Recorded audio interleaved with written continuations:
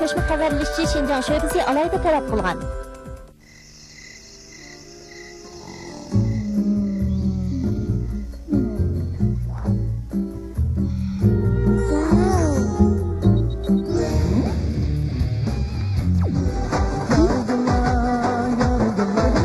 Boşmamsa. Ta'sirlik bilvol muzika, mungdishish, to'rg'i chiqish. Hammani birlikda avjiga chiqarayli. Jumhur ko'chma aloqasi uchur mutaxassisi. Hayat rahat parag'atmi emas, azob uqubatmi emas. U üstimizdagi tabiiy mas'uliyat va biz vijdon orqali oxirigacha ep chiqishimiz zarur bo'lgan majburiyatdir. Hayot masalga o'xshaydi. U sayfsi hajm bilan emas, balki mazmuni bilan qadrlikdir. Qadrli ko'rman do'stlar, bugungi suhbatimizda biz yozuvchi Samat Dugaylining Şinjan xalq nashriyat tarafidan nashr qilingan Hayot shamollari nomli romani ustida suhbatlashishni loyiq topdik. Bugungi suhbatimizga ikki aziz mehmon qadam tashrif qildi. Bular Hayot shamollari nomli romanning muallifi yozuvchi Samat Dugayli efendi. Hayot shamollari nomli romanning mas'ul muharriri yozuvchi Mamtimin Shishpa efendi. Atlab etib turgan yerler var, lekin izchillik ega. izchillik ega. Ulanıp suvarı yezilgan gap. Bu okugan adamga bölüp etkendek bilinmeydi. Samatga Hayot shamollari nomli romaningizga nima uchun oldingi asrning 20-30 yillarini davr arx ko'rinish qilib tanladingiz? Hammalarga ma'lum bo'lganda Qashqar tarixdan tortib ilm o'chig'i bo'lib kelgach, u yerdagi ilm fanga qiziqadigan yoshlarmi, qiyrilarmi, o'rta yoshlar bor. Şinjanning 20-30 yillari en müthiş bir çağlar bo'lgan. Bu vaqtlarda Qashqarda zulm hammadan ig'ir bo'lgan. Zulm yuqori tarafdan millatlardan keldi. To'g'an tarafdan bey hokimlardan keldi. Endi bu shunda bir sharoit ostida buningki inkas bo'lgan emas adabiyotda. Qashqarning 20-yillardan boshlangan hayot bilan 30-yillarga boshlangan hayot en murakkab bo'libmi Qashqarda bo'ladigan bu ijtimoiy ideologiya, sotsiologiya jihatlarning hammasi intayin murakkab shirmash bo'lib ketdi. Shu vaqtda Qashqarning ijtimoiy to'g'an hayot qanday edi? Xalq nimani o'ylaydi? Bular qanday turmush ko'chirdi?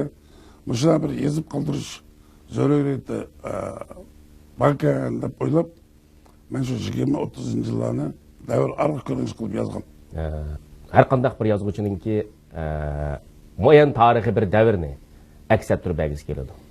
Ammo aks ettirishdagi usuli va mahorat o'xshamaganligi uchun o'xshamagan asarlarda bu xil davr arq ko'rinishi real temalar o'xshamagan tarzda paydoga chiqishi mumkin. Undaqda Mamtimin aka, siz shu Hayot shamollari nomli romanning mas'ul muharrir ekansiz. Albatta kerak, shu mas'ul muharrir bo'lishibdingiz bilan mush asar haqidagi tushunchalaringiz menimcha cho'qim cho'nqir ham atrofliq. Undaqda siz mush asardinki syujet qurilmasi jihatdagi xosligining nadaligini bir sharhlab o'tgan bo'lsangiz. Dugayli bilan o'rta maktab saboqdosh. Ben Şinjan Üniversitesi'ni bitkazgandan keyin xotinning niyiga taqsim bo'ldim. Neyden ben Qashqarga tuqqan yo'qlab kelsam 73-yilga deyman, bu Samat Dugayli bir roman yozganligini gapini qildi. Shular bu kitobni ko'rib baqay deb ko'rdim, shu vaqtda o'z qiziqib qoldim. Shu vaqtda 3 qismli kitobdan, birinchi, ikkinchi kitob demagan, birinchi qism, ikkinchi qism, uchinchi qismda. Keyin Hayot shamollari bizni ariyaga uchadi. Dugayli Qashqar Spenshayanga o'qituvchi bo'ldi, millatlarni nashriyatga berib tayyorlik qildi, keyin marhum Sayfinezga adabiy kotib bo'ldi. Andan keyin bizning Şinjan xalq qurultayiningki jurnaliga kelib ishildi. O'sha aralıqda bir 15-16 yil o'tib ketdi, buning bir necha asari chiqdi, bu kitob ko'rinmadi. Turib esimga keldi, "Voy, sening burun Hayot shamollari degan romaningni bermamsa, sen shuni beray desam, qo'l yozmamni yutib qo'ydi." Topolmadim dedi. Boshlar surishtirib baq dedim, "Ha." Keyin marhum Mahmudjon Islomni bor ekan, Mahmudjon Islom saqlagan qo'l yozmani o'zi ko'chagan ekanda Mahmudjon Islom. Shuni akilib berdi, bu kitob qilin. Bu 3 tomni oxirgi hisobda 6 tomga mo'ljallab 96-yilda boshlangan deyman. 4 tomini chiqara oldik. Endi meningki bu asarga qiziqishim aslida shu vaqtning o'zida bizda o'qiydigan kitob yo'q. Bizning romanlarimiz ki 80 yilning qarasini olganda chiqishga boshladi. Mushundaq bir sharoitda yozilgan ham men o'qigan kitob bo'lg'achqa menga ta'sirini chunqurtdi. Men bunga buni desam bo'ladi dedi ba'di. 6 kitobning 4ning tayyorligini qila oldim. 20-30 yillar asosan Janub Shinjon o'qidim, ko'proq shu Qashqarninki ijtimoiy turmushini aks ettirgan hayot to'g'risida oid turgan falsafiy fikrlar va shuningdek har xil personajlar obrazini yaratib bergan. Hatto chet elga chiqib, chet elda o'qib kelgan o'limalar g'ayet yaxshi bir obraz var Mehmet Akçı deydigan. Anandan keyin Aynur Xonimga o'xshash g'ayet kuyimchan Müjdaq bir ayollarninki obrazları var bunun da. Ben bu şundaq bir sebeplen bir tayyorligini qilgan. Aptur şu 20-30 yıllarning vaqaligini şu Mirbilal Qarininki ko'zi, so'zi Mirbilal Qari uchrashgan personajlarning so'zlari orqali bayon qilgan. Bu endi bir xil syujetni shu shaklda o'rinlashtirgan. Buningkilar 3-shaxsning tili bo'yicha berilgan yoki boshqa avvallar yo'q. Bir jipqa tizib o'tkazgandek, nihoyatda iditliq, sistemli holda. Yani orlab ba'zi yerlarda misol Mehmet Akçı'nın, Shojumaning hikoyalari var. Bularni qistalgan, bularning aslimlarini bergan, buning syujet qurilmasi ana shundaq. Bundaqda asarlar syujetininki oldi keyinning bog'lanishi, izchillik masalasida suniylik bo'lib qolgan degan qarash kelgan ahvollar bormi? Yo'q, buningda suniylik yo'q. Çünkü Seymet Tugaylı öz vaqtidagi Janubning bu Qashqarning turmush ahvolini nihoyat yaxshi o'rgangan. Odamlarning xarakteri, o'zi aks ettirmoqchi bo'lgan personajlarningki ruhiy dunyosi, shu davrdagi kishilarningki ruhiy dunyosini shular orqali aks ettirib bergandi. O'sha jihatlardan nihoyat yaxshi izlangan. Turmushmi ayni shu davrningki realniy turmushi. Bunda hech qanday suniylik yo'q.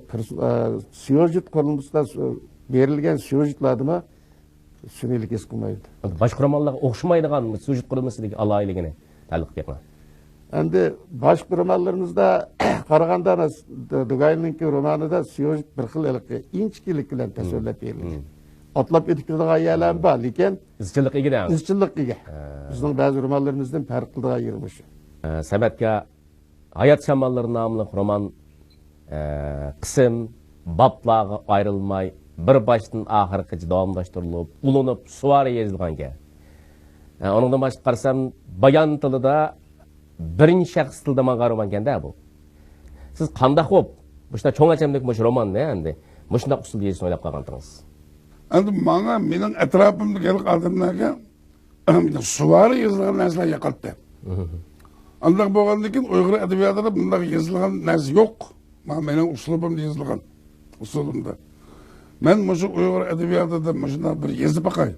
Onun üstüne bu uzak okup olduğun, vakti uzakta okup olduğun olsun diyen bir şartını koydum üzerine. Yani bunun kıyınlık derecesi hem benim çıkmaya gitti. Kıyın. Ne için kıyın dese birinci şahs bayanı bilen yazgan denken buna içinde vakalık meyli az olsun, meyli min vakalık opkasın. Şu men katlaşımız bulmaydı bunun. Şunda. Zor çeklimlik var bunda. Bunun çeklimlik var.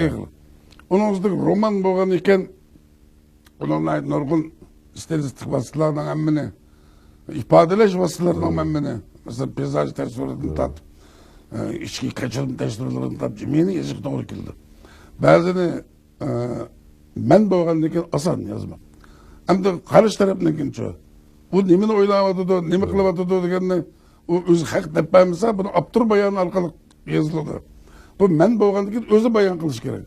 Böyle kandak bayan kılıdı onun közü, hareketi, ya gep sözler arkalık aşının içki geçirmelerine bayan kılıp veriş gerek doğru kilidi. Müydaq boğandan keyin ben bunu Uyghur edebiyatında bulan bir romancılığı da Uyghurların özüyle has bir yol yaratmayan. Ben degan niyet ben şunday usulni kullandım. Bu okugan adamga bölüp etkendek bilinmeydi. Yani bu hem de bana nispeten etkiler özümce ben bu çandırmayı ustalık bilen baştan ayakta berip durup aldım da qarayman. Mana. Yani şu yol üstünde kitabadır bu arada. Uyghur edebiyatında bab paragraf ayırmay bir başını şu menle başlamasa ahırgıca çıkıp gittiğin birisi yazmadı. Buna ben hazır ben okuyan adamlardan birazını bir zerik gittim diye anlamadım. Bunun kadar uslu bir cihetinden de kaldı.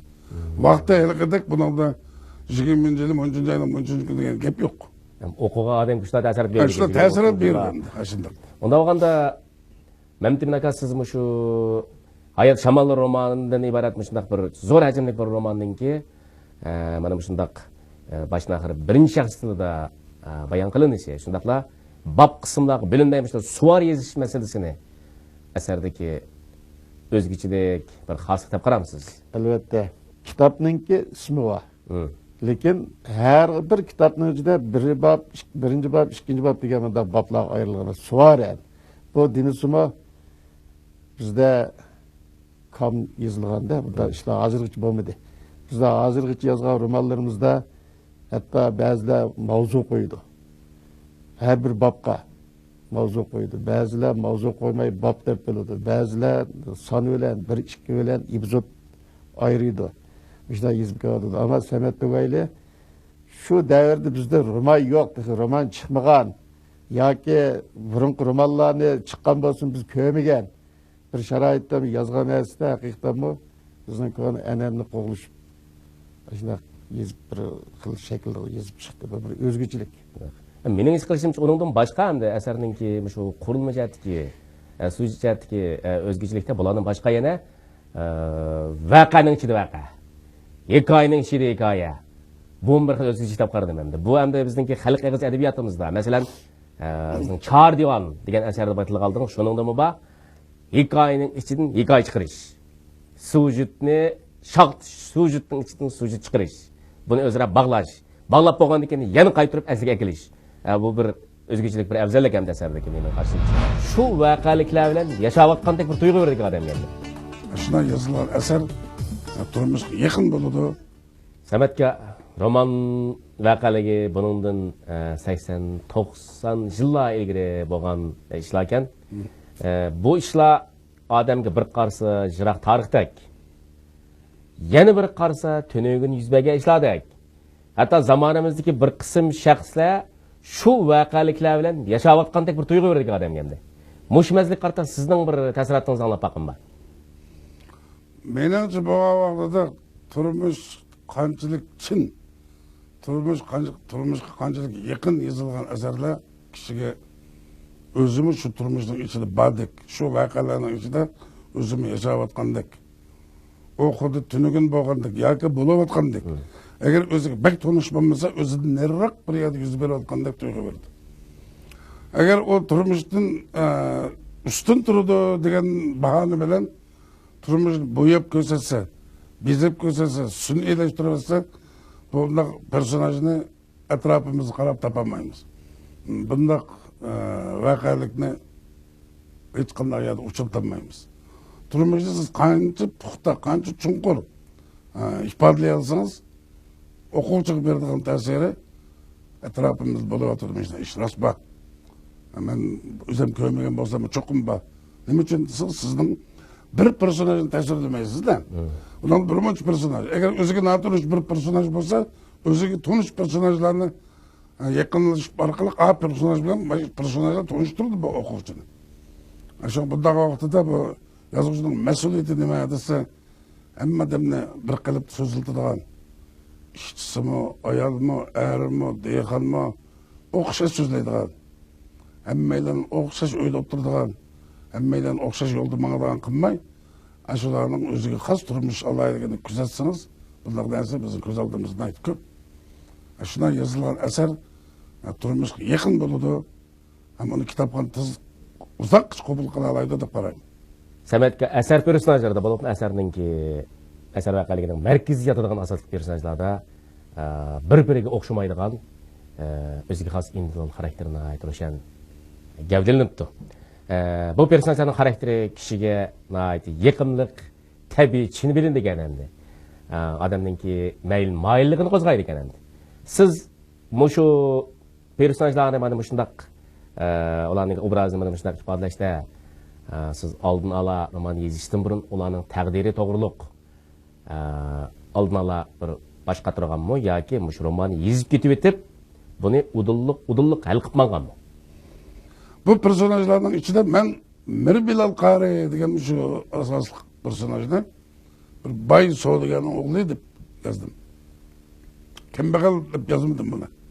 Kambag'al bo'lsa undan qahramon bo'la oladi degan shu vaqtning nazariyasiga tushmaydi bu. Endi buningga bu ma'shuqi Bevsara xonimmi u Qashqarning shu vaqtdagi qozisida, qozixonada ishlaydigan cho'ng bosh katibining qizi. Yanımda yuqori tabaqadagi qiz bola bu. Muşundan cho'ng yuqori tabaqadagi ikki aşık berkanmidi. Buning sababi nima deganda yerlik feodal diniy kuchlarning o'zaro qo'saq so'qishtirishidan bo'layotgan ish bu. Bu ishni sinipiy nuqtai nazariga desak, o baylar sinfi bilan kambag'allar sinfi o'rtasidagi ziddiyatga tushmaydi. Odamlarning ichida bir nimani tashlab o'zining mol mulk jimenimizni kambag'allarga berib o'tib, darvishlik yo'lini tutgan tasavvufchi bir faylasuf divani qayrina halaqdagi zulm dasidan yo'l mang'anmay o'g'irlik qilishga majbur bo'lib qolgan bir o'g'rini halaqdagi o'zining jutidan setilib ketgan bir ayolni shunday bo'lmoqchi personajlarni qo'shiq to'g'ri keldi. Endi buning oxirisi qanday bo'ladiganligi mening qilganda hal qilinib bo'lgan. Men shunday tushiraman buni. Bunday hal qilaman. Baş ikki personaj oxirisi qo'shiladi. Bu qo'shilganda oddiy qo'shilib qolsa kitobxonlik cho'nqur ta'sir bermaydi. Shu bilan murakkabroq agar to'qayliqlardan keyin qo'shilishi lozim deb men qaraganman. Demak, shu personajning taqdirini ashunday qilish, ashunday yaratishni siz oldin ola o'ylab, qalbingizda pishirib olgan degan ondan asarda shunday aks ettirgan degan gap. Yezib ketib hal qilmagan bunu, shundaymi? Mukammal shunday o'yladim degan olmaydi. Oxirgi nishon o bekitib bo'lgan. Endi konkret tafsilotni endi o'zgarib turadi avval qarab. Ba'zilari sharoit qarab o'zgaradi. Ba'zilari o'zgarmasa, sal bo'lmay qarab olsa uni qo'shib o'zgartiramiz buni. Sametga Hayat Şamalları namlı romanda Mehmet Akçı, Şacimədən ibarət iki personajmı əsərinin baş qəhrəmanı Mirbilal Qari bilan başdan axır birlə hərəkət qıldı.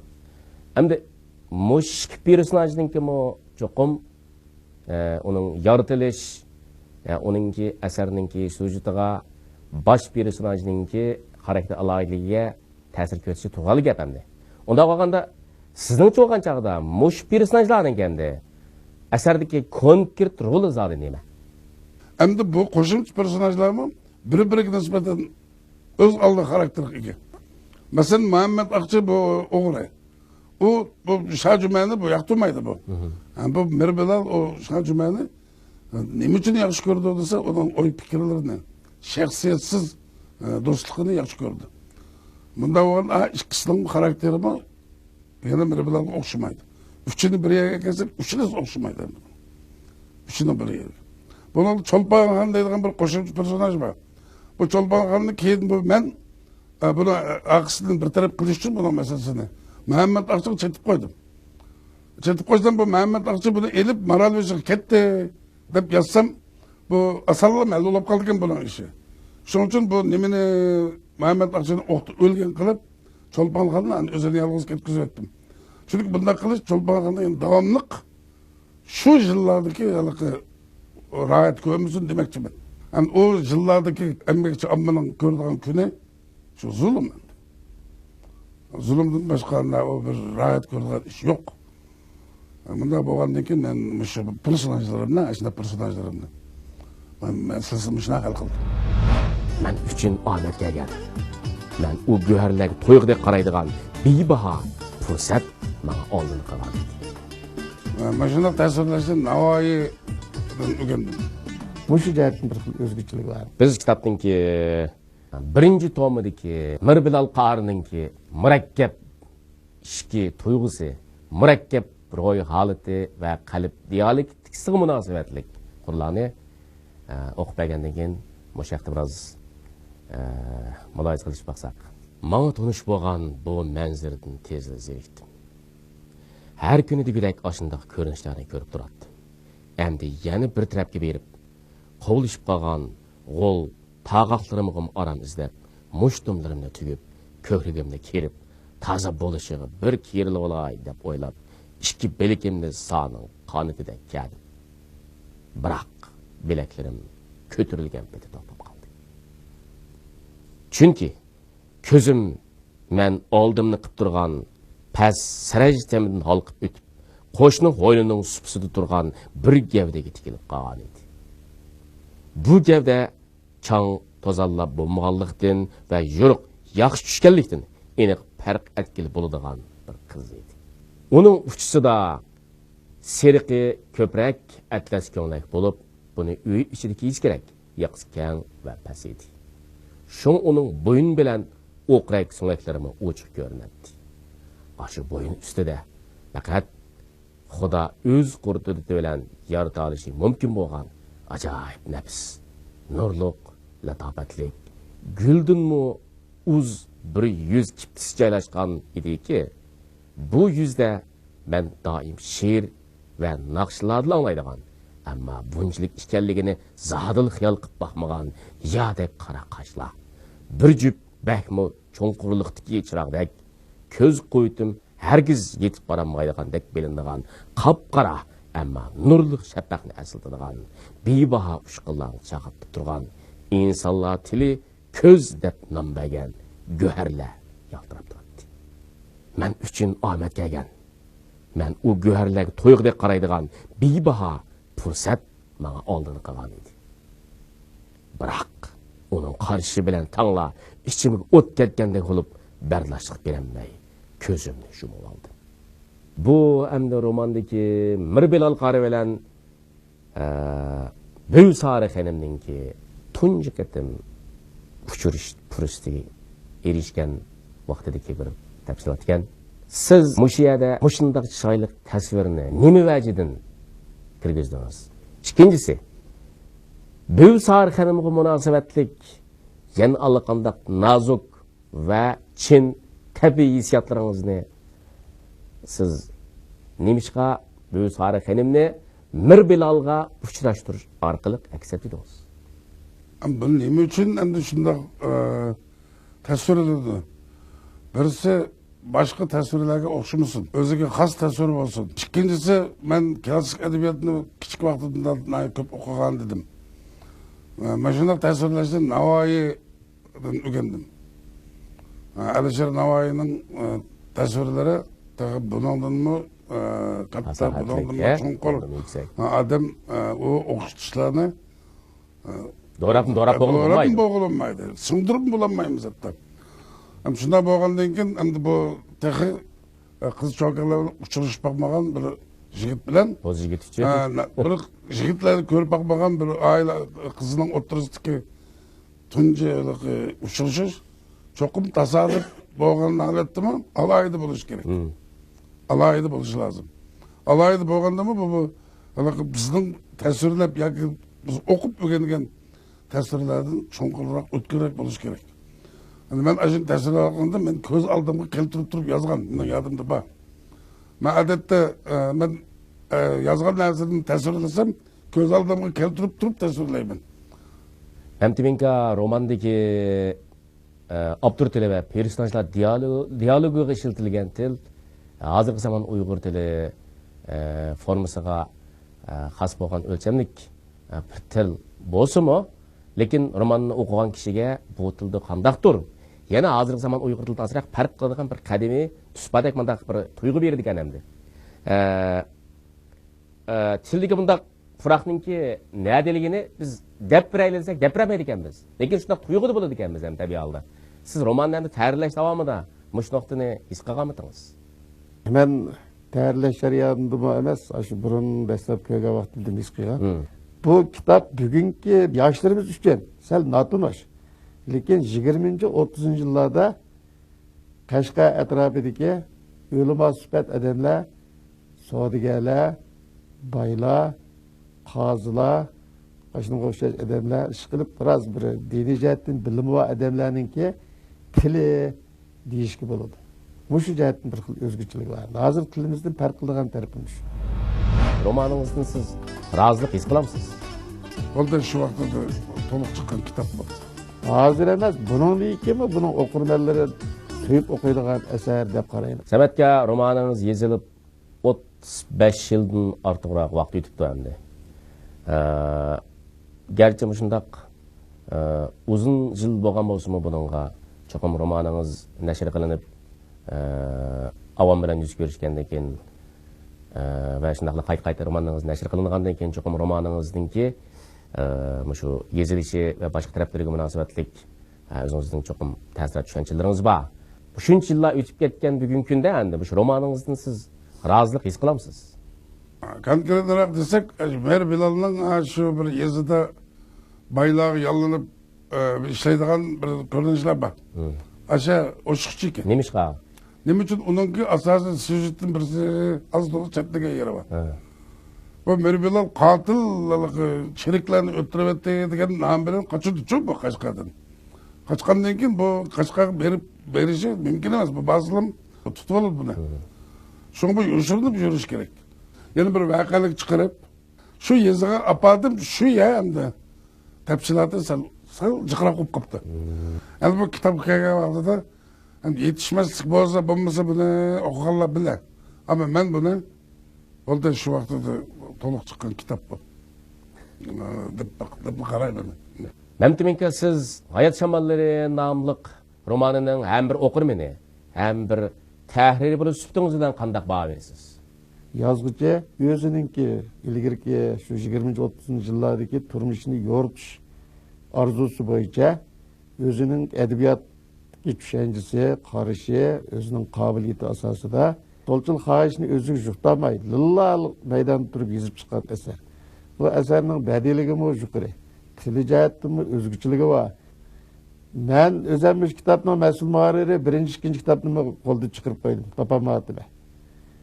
Endi bu 4 kitap e'lon qilindi, 5-ci, 6-cisi bundan keyin chiqishi mumkin. Bu cho'qim bizning xalqimiz yaxshi ko'rib o'qiydigan asar bo'ladi. Davrning sinig'idan o'talaydi. Hozir emas, bundan keyin buning o'qirmanlari suyib o'qiydigan asar deb qarayman. Asar yaxshi yozilgan.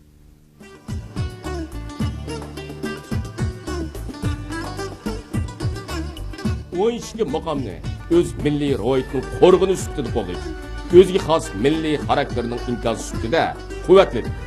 Eng ishki ma'naviy dunyosi. Bu kitapның yazılışına muşundaq iki əsirlik sebep olgan. Мәңгі тәкәррлігілі қайт яратқылы болмайдыған мұқаддас мәневи байлығы. Оқыш кәші қылған 100 мұнавар кітаптың бірсі болып бағалынып келді.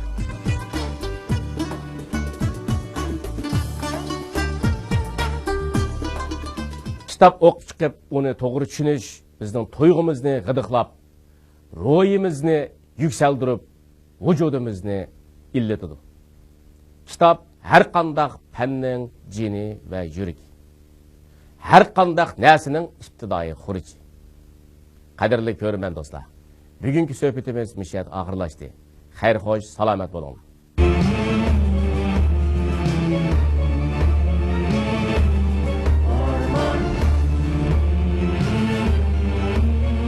Kuvvet toluqlay desiniz, arman kuvvet halkını için. Kuvvet toluqlay desiniz. Kuvvet toluqlay desiniz. Kuvvet toluqlay desiniz. Kuvvet toluqlay desiniz, Arman kuvvet halkını için. Devletinin patent hukukuga erişken arman kuvvet halkını hakiki kuvvet.